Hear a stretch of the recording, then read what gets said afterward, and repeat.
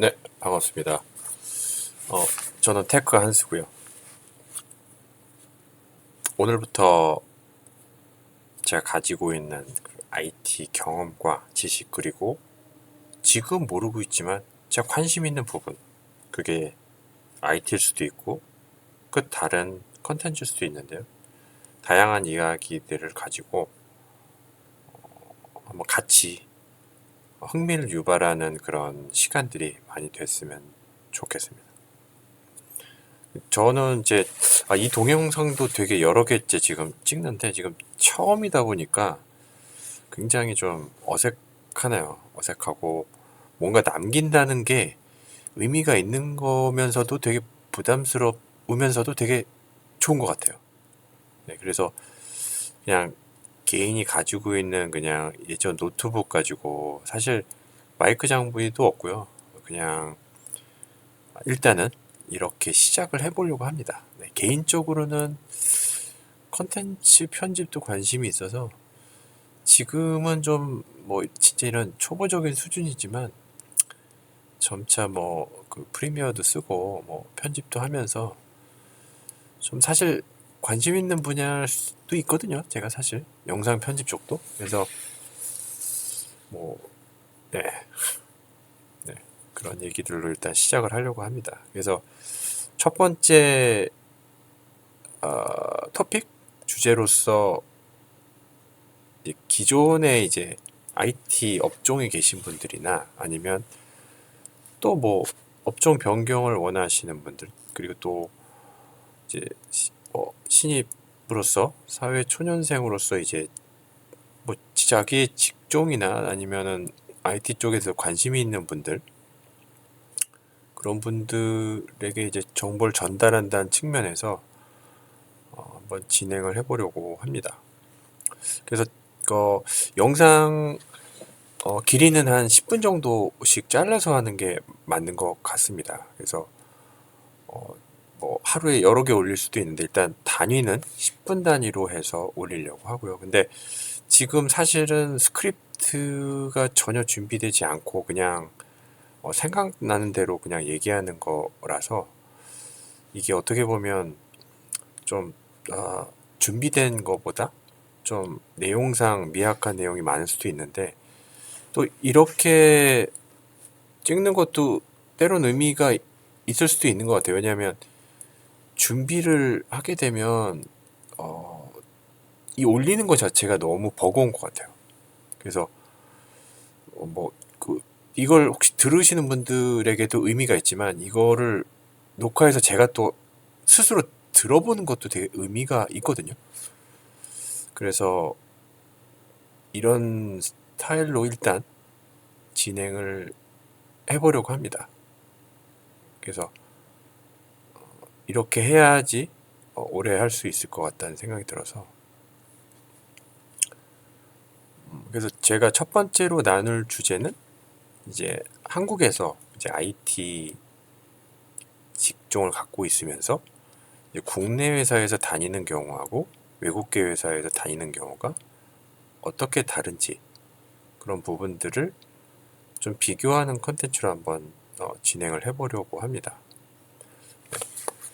그래서 뭐 간단하게 소개를 드리자면 저는 굉장히 오랜 시간, 뭐 되게 오랜 시간 IT 쪽에서 일을 하고 있고요.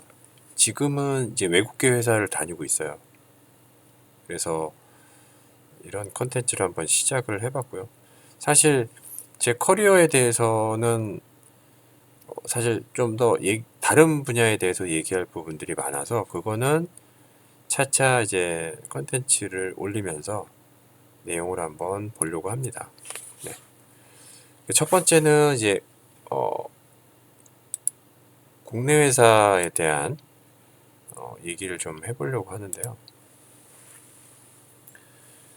국내 회사는 말 그대로 한국에 있는 국내 회사인데, 이 국내 회사를 가지고 얘기하는 건 너무 또 광범위할 수가 있어요. 되게 다양한, 그리고 방대한 내용들이 있을 수가 있어서 제가 일단은 국내라는 한정지어서 얘기를 하되 내용에 대한 부분들을 한 번 더, 한 뎁스를 더 들어갔어요. 그래서 몇 가지를 좀 쪼개서 얘기를 해보려고 그러는데요. 먼저 국내 회사는 뭐 저희가 이제 신입뿐만이 아니라 경력분들도 이제 직종을 옮기실 때 대략 일단은 이렇게 세 가지 꼭지로 이제 나눌 수가 있는데, 전산실, 그리고 서비스 회사, 그리고 솔루션 회사.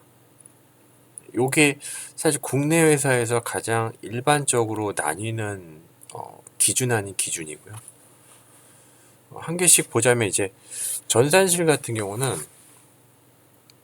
네, 일단 전산실이기 때문에 조직이 있고 기존의 비즈니스와 산업이 있는 곳이죠.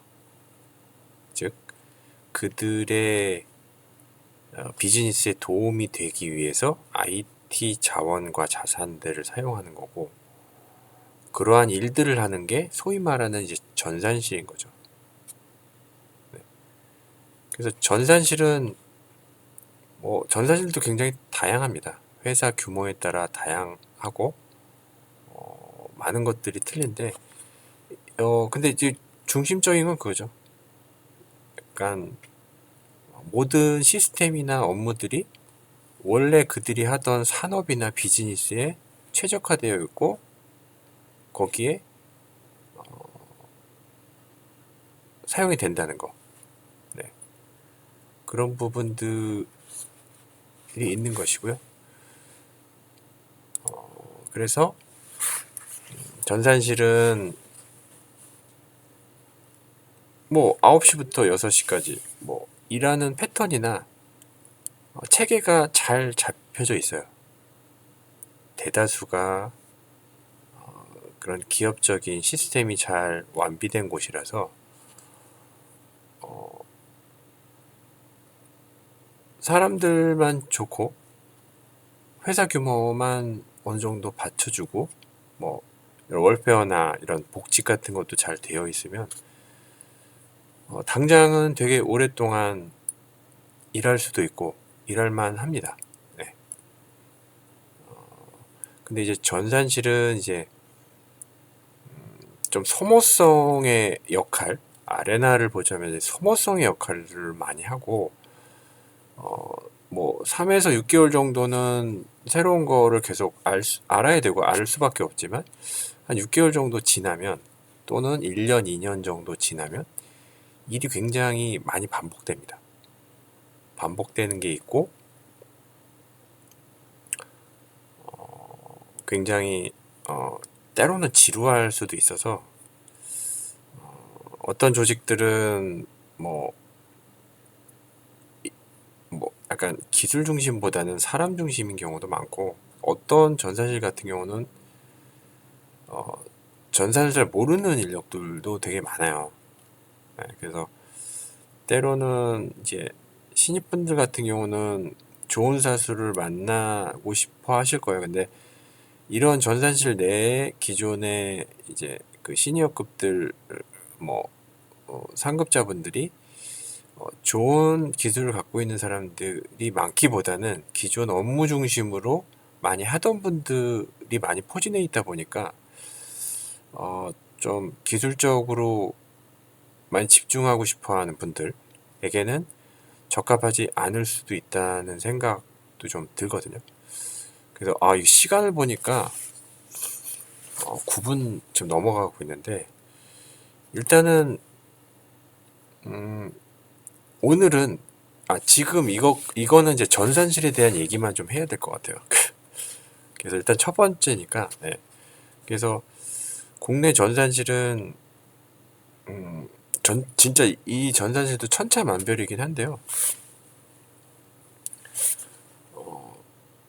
안정적인 것을 원한다면 전산실이 맞지만, 좀 기술적인 부분을 더 알고 싶고 기술적인 트렌드를 따라가고 싶다면 전산실은 맞는 선택이 아닐 수도 있어요. 근데 전산실도 조금 나누자면 범용적인 기술을 많이 사용하는 전산실은 괜찮은데, 이제 범용적인 기술을 사용하지 않는, 뭐 예를 들어서 뭐 제조나 뭐 MES라고 하는데, 그런 환경들이나 또는 뭐 사실 금융 쪽에서도 은행권 같은 경우는 이제 범용적인 기술을 쓴다라고 생각을 할 수가 있는데, 사실 증권회사 같은 경우는 증권 시스템은 완전히 다릅니다.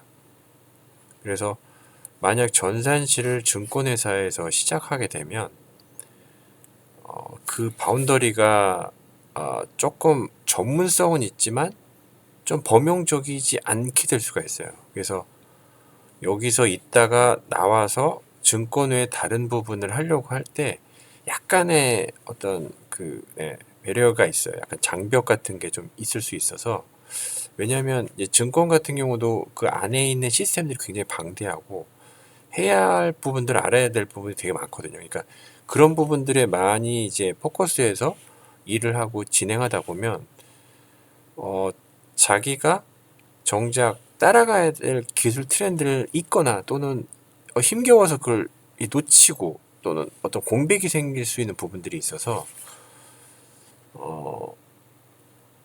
약간 돌아오지 못하는 강을 건너게 되면서 뭐 1년, 3년, 5년 이렇게 지나가는 경우가 있어서 IT 쪽에서도 되게 경력 관리가 굉장히 신경을 많이 쓰고 되게 어려울 수가 있다는 생각이 듭니다. 그래서 전산실은 그런 특징들이 있습니다. 그래서 정말 편한 곳은 굉장히 편한데 이제 장기적인 관점에서도 생각해 볼 필요가 있다는 거죠. 그러니까 뭐 당연히 은행권 예를 들어서 전산실이 들어가면 뭐 제조도 마찬가지일 수 있어요. 그러니까 은행권 전산실 들어가면 뭐 소위 말하는 20년, 30년씩 일을 할 수가 있습니다. 네, 그런 데서는 당연히 이 안에 동화되려고 노력하고 따라가려고 노력해야겠지만 좀 기술을 배우는 한번 거치는 곳의 의미는 아닌 것 같아요. 전산실은. 그래서 자기가 이 전산실 외에 다른 곳도 기웃거릴 수 있다면 한번 같이 기웃거려 보는 것도 좋은 전략이 될 것 같습니다. 일단 오늘은 지금 이 영상은 12분 넘어가서 15분씩 자르는 게 좋을 것 같습니다. 네, 제가 처음이다 보니까 기준이 없는데 10분이 굉장히 짧은 것 같네요. 그래서 15분 단위로 끊으면서 얘기를 해야 될 것 같습니다. 그래서 전산실은 그런 것 같아요. 그래서 저도 일 시작할 때 신입사원 때 많은 회사를 거치면서 약간의 고민과 고민을 되게 많이 했던 것 같아요. 그래서 어떤 곳은 저도 사실은 이제 금융권 전산실에 최종 합격했었고 또 뭐 여러 개 그 시절에는 여러 개 이제 회사를 이제 합격을 해서 이제 골라가는 형국이었는데 당연히 증권실 전산실이 연봉이 가장 높았어요. 근데 저는 거기를 결국 가지 않았고요. 나중에 말씀드릴 약간 서비스나 솔루션 회사 쪽으로 전향을 해서 간 경우죠. 네. 그래서 중간중간에 시간이 지나면서 그때 금융권으로 갔었으면 더 좋았을 거라고 생각을 했었는데 지금 조금 더 이 업계에서 있는 상태에서 이게 보니까 저의 선택이 맞았다라는 생각이 요즘 많이 들어요. 네, 그래서 장기적인 관점에서 보면 전산실이 꼭 정답은 아닐 수 있다. 네, 그런 관점으로 일단 요 동영상을 마치려고 하고요. 그래서 선택에 있어서 뭐 정답은 없지만 자기가 IT 업계에서 일하는 동안은 자기가 자기 성향을 좀 파악을 해야 될 것 같아요. 내가 그냥 직업으로서의 IT를 바라보느냐 아니면 진짜 테크니션, 테크의 관점에서의 IT를 바라볼 것이냐에 따라서 굉장히 많이 바뀌는 것 같습니다. 그래서 흥미가 저는 가장 중요하다고 생각을 합니다. 그래서 전산실에 만약에 들어가려는 마음이 있으면 뭔가 마음을 그렇게 방향을 잡고 일을 시작하는 게 좋을 것 같습니다. 네, 여기까지가 테크한스였고요. 다음 동영상에서 또 만나겠습니다. 감사합니다.